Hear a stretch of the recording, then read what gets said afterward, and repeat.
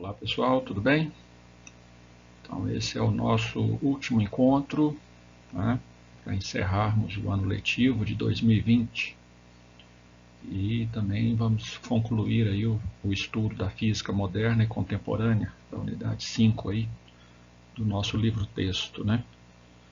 Então, com os novos conhecimentos aí sobre a estrutura da matéria que foram obtidos a partir dos estudos desenvolvidos pela física quântica, foi possível compreender melhor as formas de interação da matéria com a radiação e a produção de energia. Esses estudos deram origem a uma nova área, a física nuclear.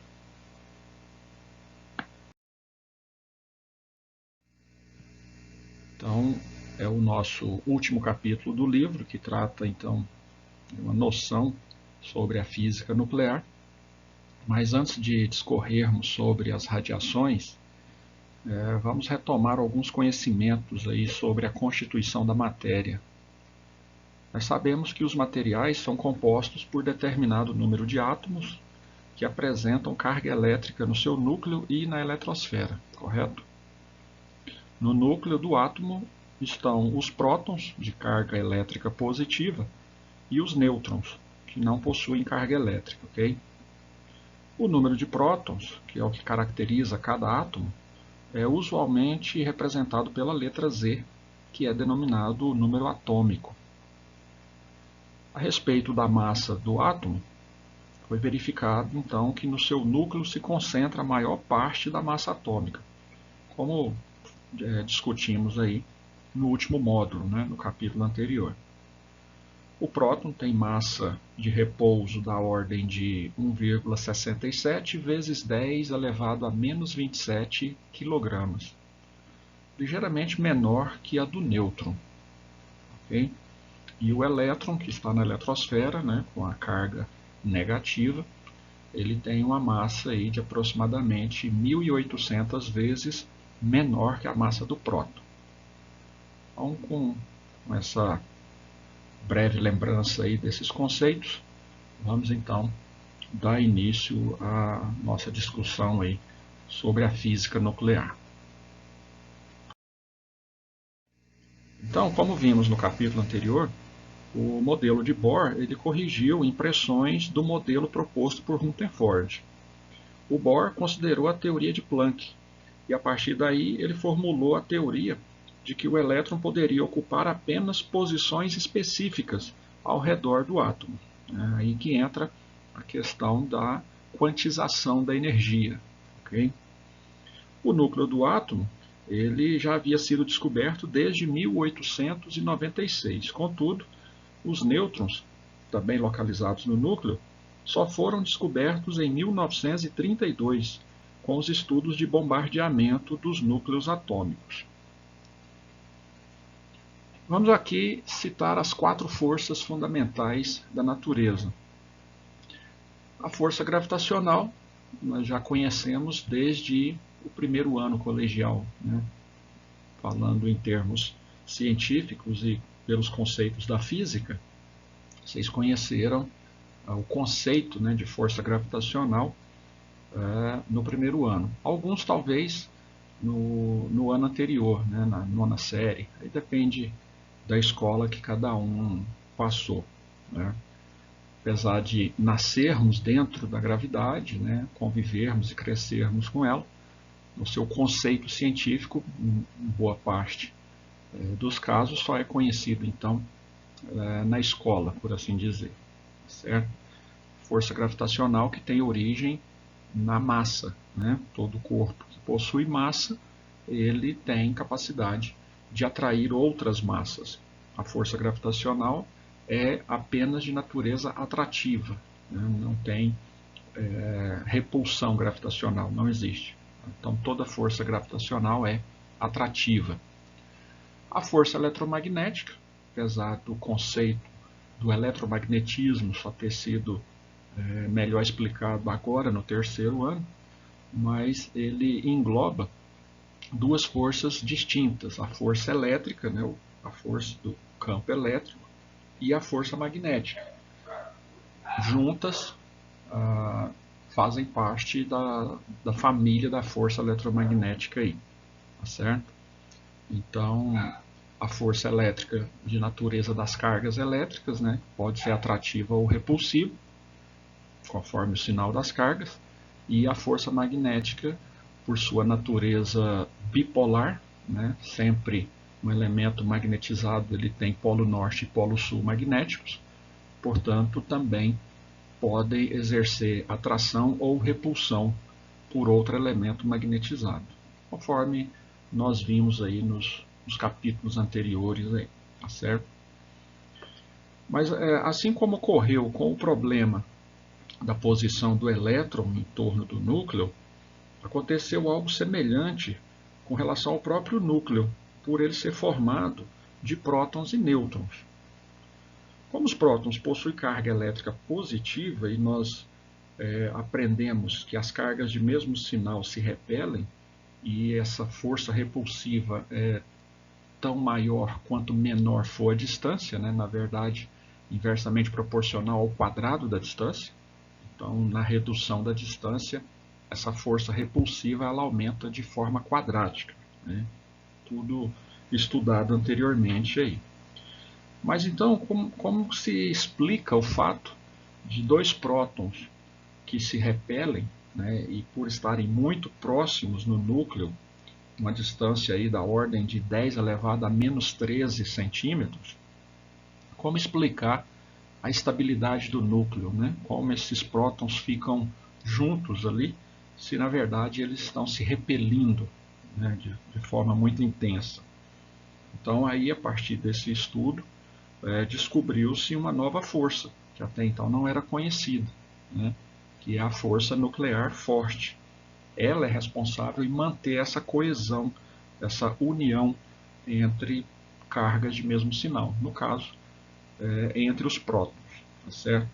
O nêutron, como não tem carga elétrica, ele não atua nessa interação aí da repulsão entre os prótons. Às vezes a gente lança essa pergunta e alguns respondem dizendo que a presença do nêutron está ali justamente para garantir a proximidade entre os prótons. Não tem nada a ver. Mas, ao mesmo tempo, que mantém esse nêutron junto ali, o que garante que ele não se separe do núcleo, né, não se afaste dos prótons, é a força nuclear.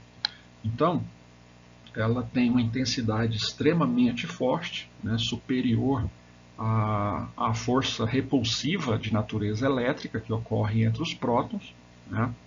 Contudo, a capacidade de alcance dela é muito curta. Então, a força nuclear, como o nome sugere, é uma força que só existe na dimensão do núcleo, nas distâncias nucleares. Então, é quando essas cargas são colocadas aí muito próximas, surge então a chamada força nuclear forte, tá certo? E temos também a força nuclear fraca. Ela vem complementar esse equilíbrio do núcleo, ok? Ela corrige aí essa estabilidade, né? Possíveis falhas de estabilidade que poderiam ocorrer na força nuclear forte. A força nuclear fraca vem para dar o ajuste fino aí, para manter tudo no lugar ali, gerando então a formação desse átomo aí, né, dando origem a cada um dos elementos conhecidos lá da tabela periódica, ok? Então, essas forças de coesão, né, a força nuclear forte e a fraca, força de coesão é aquela que garante a junção e mantém a união entre elementos pares, né, elementos iguais, né, próton junto de próton, né, e nêutrons juntos ali. E essas forças, além de manter a formação do núcleo do átomo, elas também têm outras funções, né, ou outras consequências que surgem por conta dessas forças nucleares aí.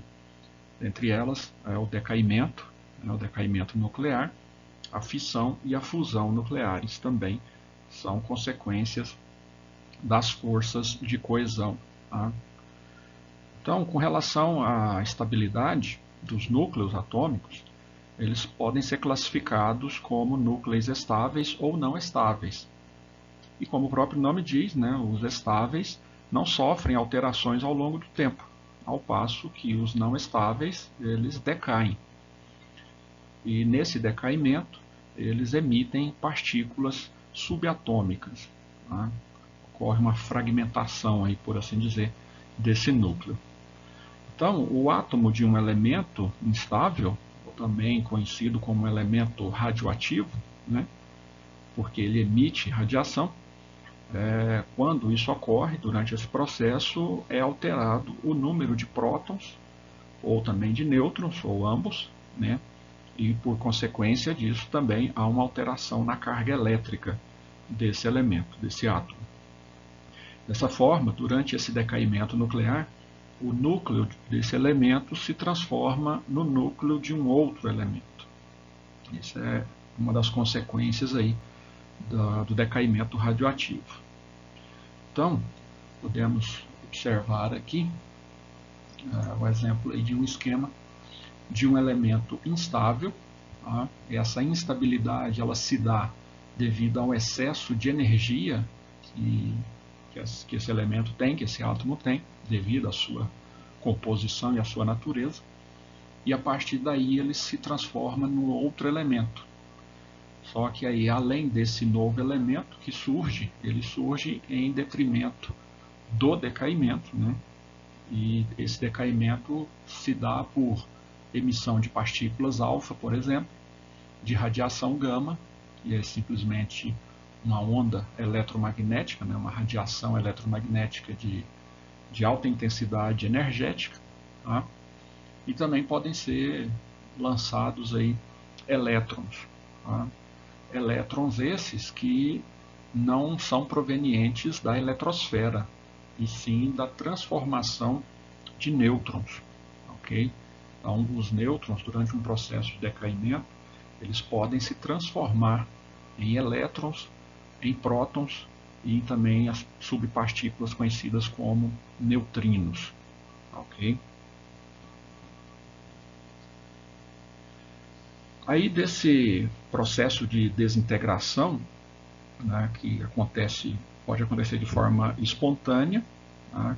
Esse sim é conhecido por radioatividade, em elementos instáveis devido ao seu excesso de energia, ou de forma provocada, como é o caso de núcleos estáveis, quando são bombardeados por outras partículas.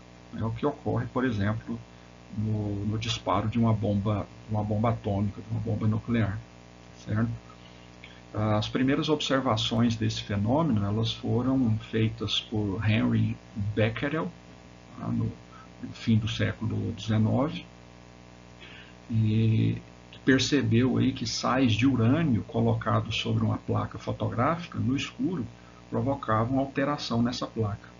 Então havia ali uma reação nuclear ali. E o Pierre Curie e a Marie Curie, um casal, que são conhecidos aí pela descoberta do raio-x, né? Inclusive já citados anteriormente aí em outros módulos. Eles também se destacam aí no estudo dessa área de radioatividade, né, com grandes contribuições aí no ramo da radioatividade. Então esses três, né, o Henry Becquerel e o Pierre e a Marie Curie, foram agraciados aí com o Prêmio Nobel de Física em 1903, tá, por seus trabalhos realizados. E claro, como a gente sabe da história, infelizmente, Pierre e a Marie, né,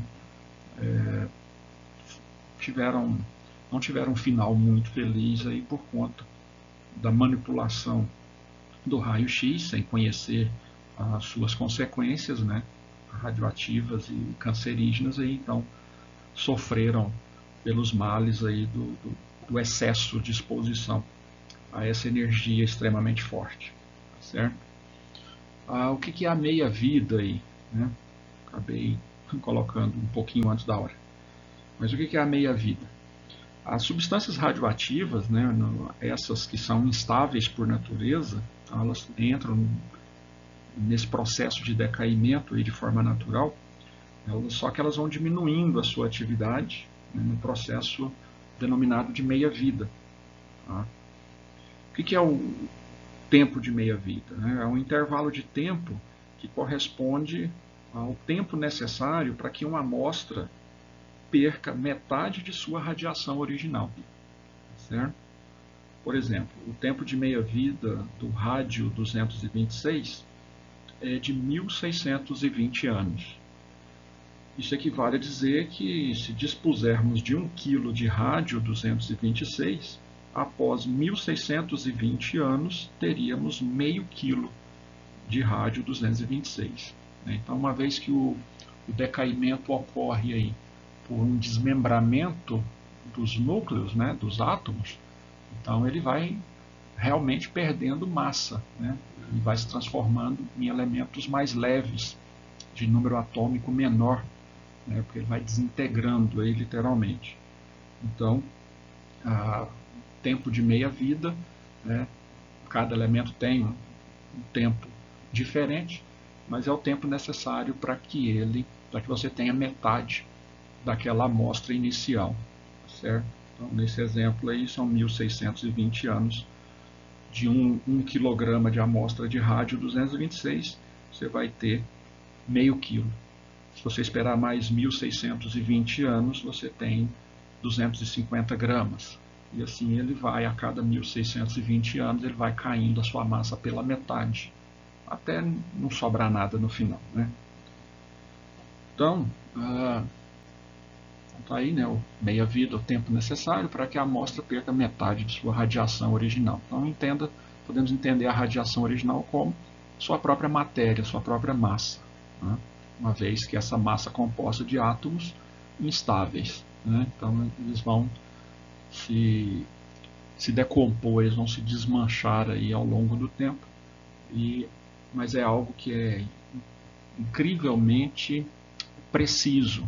Tá? Cada elemento radioativo ele segue à risca essa questão do tempo de meia-vida dele, certo? Aqui outros exemplos aqui. Tá? O urânio 238 usado na determinação da idade do nosso planeta. Né? O tempo de meia-vida dele, 4,5 bilhões de anos. Tá? O carbono, né, o carbono 14, usado para datação de fósseis. Então, você determina de forma aproximada aí quantos anos tem um fóssil encontrado aí na natureza, enterrado e tal. E o carbono tem 5.715 anos de meia-vida. Tá? O césio, né, usado aí na cura de tumores malignos, aí, mas também usado nas máquinas de raio-x, tem 30 anos de decaimento. Então, lembrando aí do acidente do Césio 137, né, que ocorreu lá em Goiânia, já tem por volta de 30 anos isso. Né? Ou seja, todo aquele Césio que foi recuperado, por assim dizer, né, do incidente que ocorreu lá, hoje você tem metade daquele material, certo? O cobalto, usado para a cura também de tumores, aí, tem 5 anos de tempo de meia-vida. E o iodo, usado para a cura de doenças da tireoide, mas também usado em outras situações, aí, tem 8 dias. Então, dos elementos radioativos, aí, o iodo pode-se dizer que é o mais fraco, ou pelo menos é o que perde suas propriedades aí mais rapidamente. Né? O iodo, por exemplo, é usado em exames de contraste. Não sei se alguém já fez. O exame de contraste é você fazer uma radiografia, um raio-x normal, contudo você ingere uma dose de iodo. Depende também de qual parte o médico quer visualizar o contraste. Por que contraste? Como todo mundo já deve ter visto, uma chapa de raio-x comum, ela é, vamos dizer, preto e branco. Né? A chapa toda escurecida e a parte branca são as partes duras do corpo que foi radiografado ali. Então, essa é a radiografia simples. Mas se dentro desse corpo que foi feito o raio-x, se ele tiver iodo, esse iodo reage ou interage, né, com a radiação do raio-x e ele fica luminescente. A sua radiografia sai iluminada aonde está o iodo. Literalmente, brilha por dentro de você. É como se você engolisse uma lâmpada acesa. O que permite ao médico visualizar melhor aquilo que ele está radiografando. Tá certo? Ele vê mais detalhes, vê manchas no pulmão, por exemplo, né, ou qualquer outra parte. Particularmente, eu passei por 2 exames desse de contraste.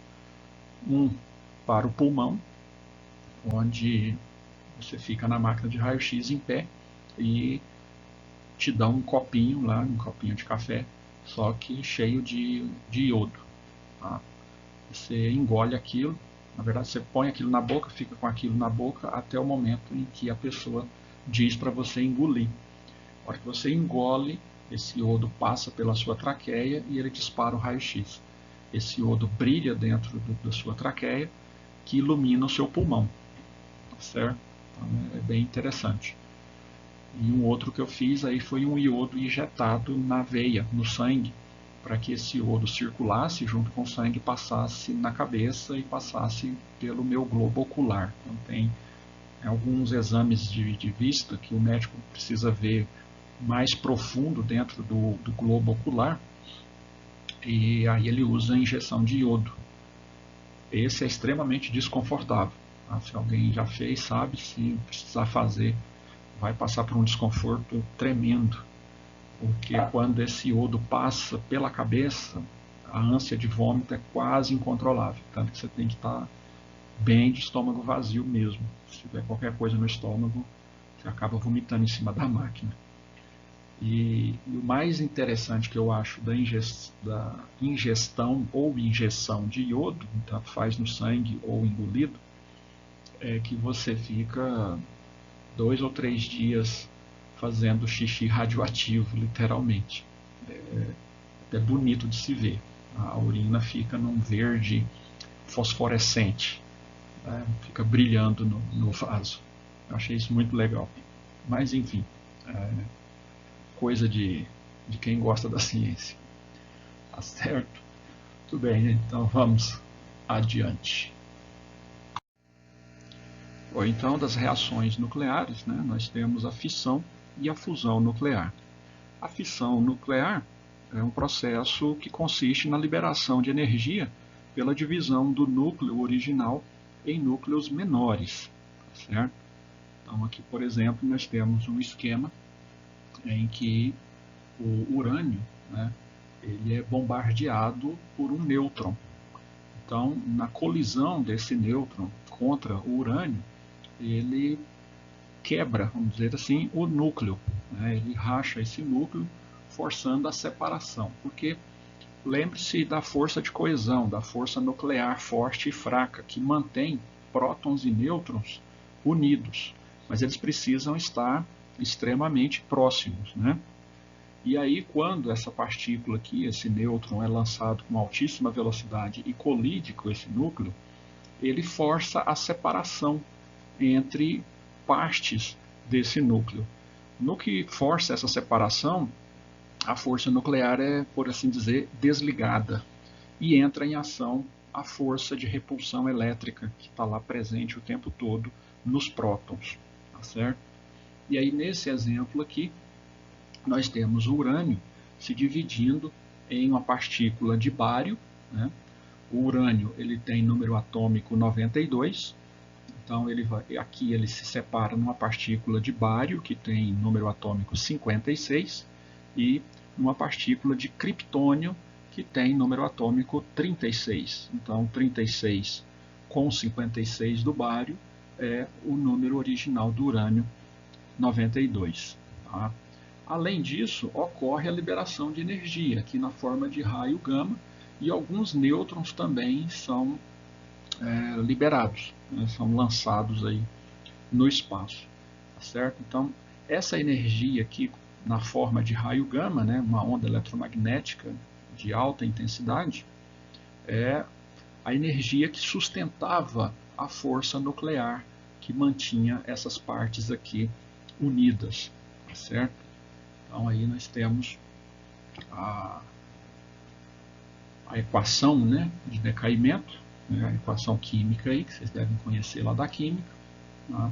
Então aqui nós temos na origem o urânio, né, de massa 92, o urânio enriquecido 235, mais, né, um nêutron que foi lançado contra ele, aqui. E depois você tem então a partícula de bário, de massa 56, e o criptônio de massa 36, mais aqui no caso 3 nêutrons lançados, né, e esses eram 2 do núcleo e um aquele que veio e se chocou com ele, né? Mais a energia liberada aí, que era a energia que sustentava a força nuclear, tá certo? Então é relativamente simples aí o entendimento da fissão nuclear. Basta ter uma equação balanceada que tudo se resolve, né? Aqui nós temos um exemplo da reação em cadeia, né? O processo de reação em cadeia ele pode ser controlado ou não.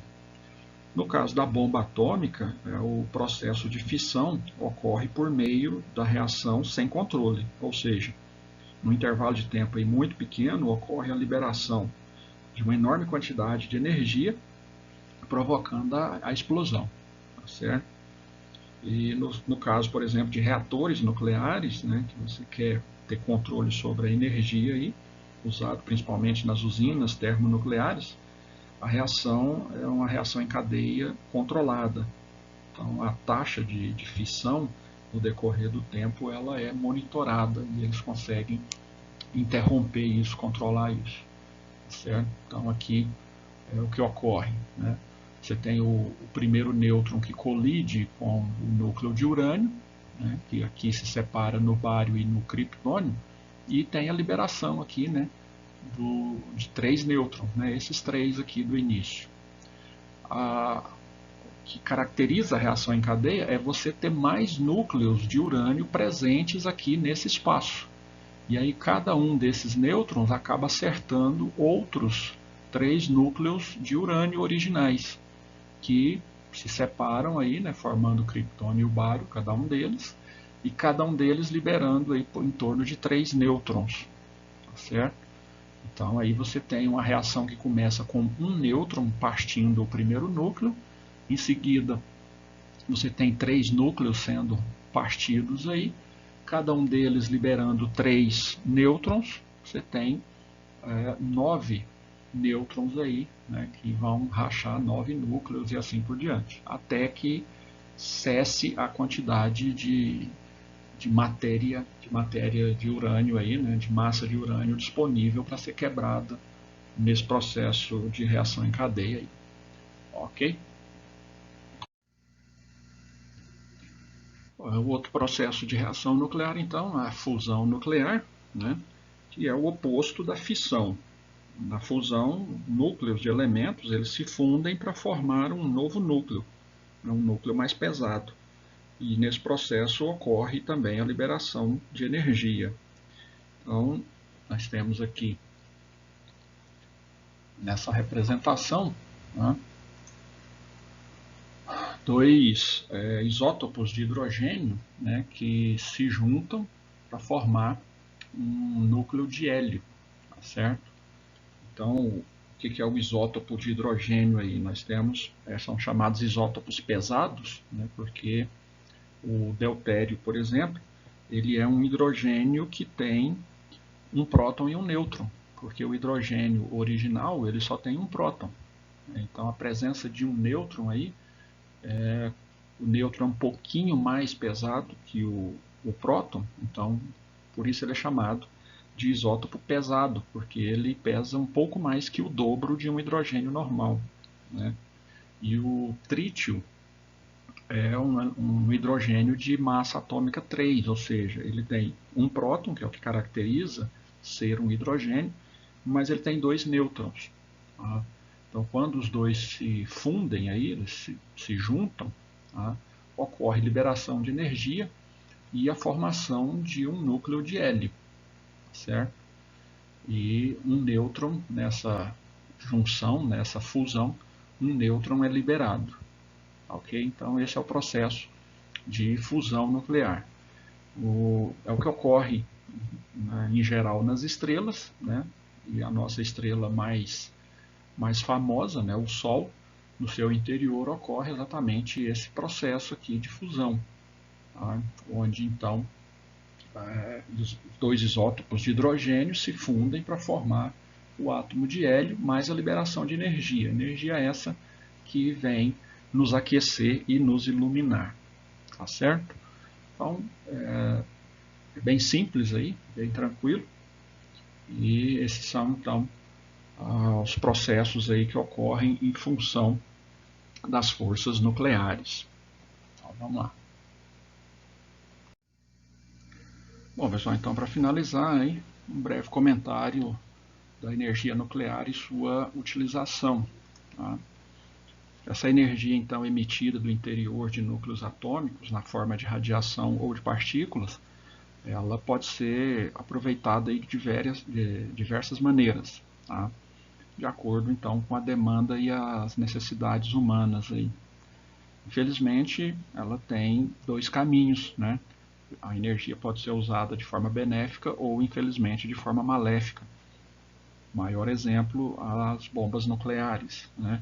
O impacto que isso causou na humanidade, aí, na história da humanidade, quando os americanos lançaram, né, as bombas contra Hiroshima e Nagasaki aí na Segunda Guerra Mundial. Então isso marcou profundamente a história aí do homem e das suas guerras, né? Mas ainda assim as grandes potências insistem aí em ter no seu arsenal aí armamentos de natureza nuclear, né? De destruição em massa. Aí.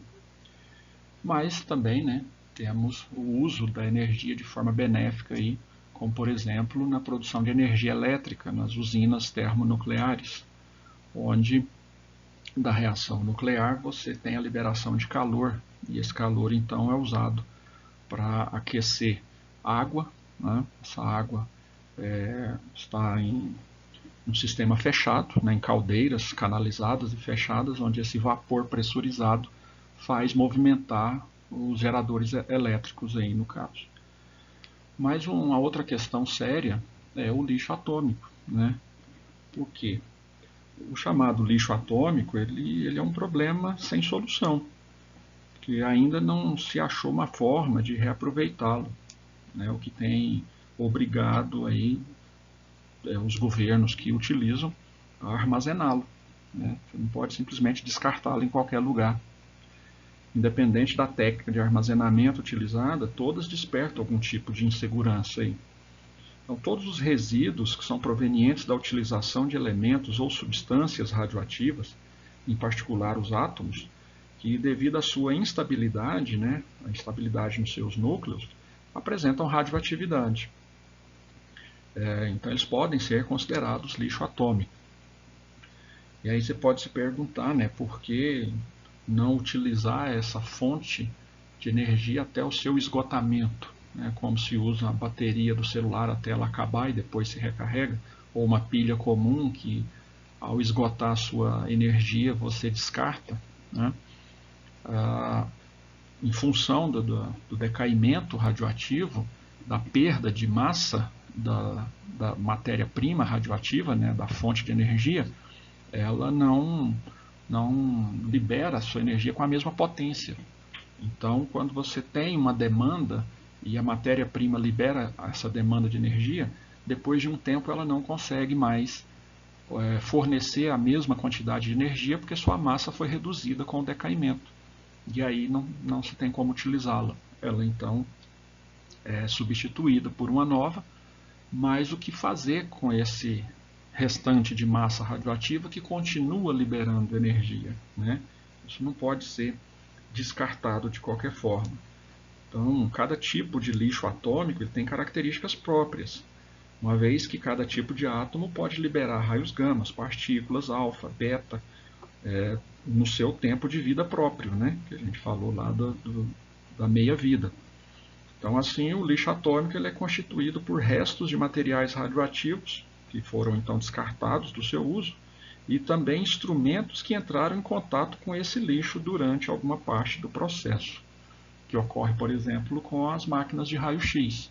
Depois de um certo tempo, né, o césio tem 30 anos de decaimento, depois de um certo tempo ele não tem energia suficiente para alimentar essa máquina de raio-x, mas ele continua liberando energia perigosa. E toda essa máquina, né, ela tem que ser descartada, entre aspas, né, ela tem que ser tirada do serviço e armazenada junto com o resíduo de césio, porque toda essa máquina está contaminada, que é o que ocorreu com o acidente do césio em Goiânia. Né, o hospital, o prédio todo foi demolido porque abriram a cápsula de césio ali dentro e contaminou todo o prédio, tudo que estava ali em volta. E aí tudo isso foi considerado lixo radioativo, né, e foi levado então lá para o depósito de Abadia e enterrado lá em containers de concreto e tudo. Então as pessoas que tiveram contato, né, as roupas delas foram levadas para lá, e algo assim, vamos incinerar? Não pode, porque se você incinerar você vai dissipar essa energia radioativa no ambiente, como ocorreu lá em Chernobyl. A radiação foi para o ar, foi para as nuvens e foi redistribuída pela chuva. Então lá ocorria chuva radioativa, tá certo? Por conta dessas partículas de energia aí. Tá bom? Então, sim, só um breve comentário, né? E para cada um aí pensar a respeito disso. Então aqui eu encerro o nosso trabalho, tá bom? Quero agradecer aí a quem teve paciência de ouvir essas minhas gravações aí, essas minhas aulas, tá? E desejar boa sorte para todos aí, sucesso, né? Para aqueles que vão aí para os seus cursos superiores ou para aqueles que decidirem trabalhar no nível técnico, enfim, desejo sucesso para todo mundo. Agradecer a atenção que nos foi dada aí, né? No vídeo anterior eu já falei alguma coisa a respeito, mas só reforçando aí, me desculpando pelas falhas, né? Nós passamos por esse processo pandêmico aí, estamos passando, né? Então tudo foi um aprendizado e uma adaptação a essa situação nova aí, e que vai perdurar por um bom tempo ainda, né? Vamos ter consequências disso aí por um bom tempo. Isso não vai acabar do dia para a noite, não. Tá certo, pessoal? Então, para quem aí precisar aí, segue nesse módulo aí o material aí de recuperação, se alguém não conseguiu atingir a nota, né? Mas a grande maioria conseguiu. Acredito que nesse momento todos estejam aprovados. Então aí felicidades para todos aí. E no que precisarem dessa pessoa que vos fala, estarei aí sempre à disposição. Tá bom? Então, aquele abraço, tá? Abraço para quem é de abraço, beijo para quem é de beijo. Fiquem com Deus e a gente se vê por aí. Tchau, obrigado.